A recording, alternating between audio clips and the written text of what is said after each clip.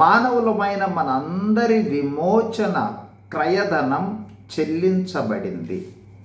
కోరుకొని పొందుకొనుట మన కర్తవ్యము, మన బాధ్యత. దేవుని వాక్యం సెలవిస్తోంది, మానవులు అందరూ దేవుని చేత సృజింపబడిన వారు, దేవుని స్వరూపము, దేవుని ప్రాణాత్మలు కలిగిన వారు, దేవుని మహిమ కలిగిన వారు. అయితే ఆజ్ఞాతిక్రమము అనే పాపము చేత పాపమునకు అమ్మివేయబడ్డారు.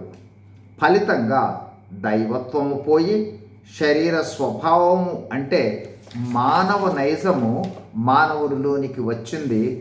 పాప ఫలితంగా మానవుడు మరణపాత్రుడయ్యాడు, అంటే నరకానికి పాత్రుడయ్యాడు.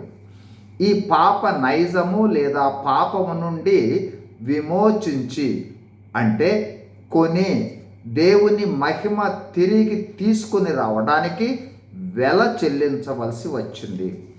ఆ వెల ఎంత అంటే మరణపాత్రులమైన మన కోసం దేవుడు మానవ రూపంలో యేసు ప్రభువుగా వచ్చి తన ప్రాణాన్ని చెల్లిస్తే కానీ మనము విమోచన లేదా విడుదల పొందలేని స్థితి. ఆ స్థితిలో యేసు ప్రభువారు ఈ లోకమునకు వచ్చి విలువ చెల్లించి ప్రాయశ్చిత్త కార్యము అందరి కోసం చేసి ముగించాడు. ఎఫెసీ 1:7 ప్రకారము యేసు ప్రభు వారి రక్తమే విమోచన క్రయధనము మరియు మన పాప విమోచన.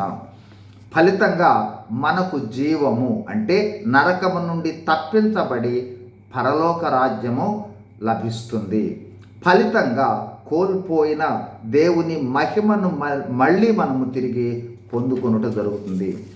ఈరోజు మన వద్దకు వచ్చిన సువార్త మనము ఎవరిమైనను, ఎంత ఘోర పాపులమైనను, ఎలాంటి వారమైనను మనందరి కోసం తన ప్రాణాన్ని యేసు ప్రభువారు కల్వరి శిలువలో చెల్లించాడు. అయితే దానిని పొందుకోవడానికి మనము చేయవలసిందల్లా దానిని క్లెయిమ్ చేసుకోవాలి. ఎలా?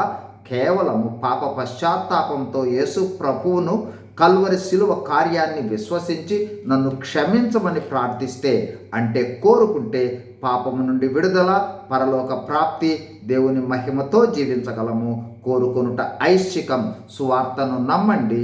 యేసు ప్రభువు ద్వారా దేవుని మహిమను పొందుకొనండి. God bless you. Thank you.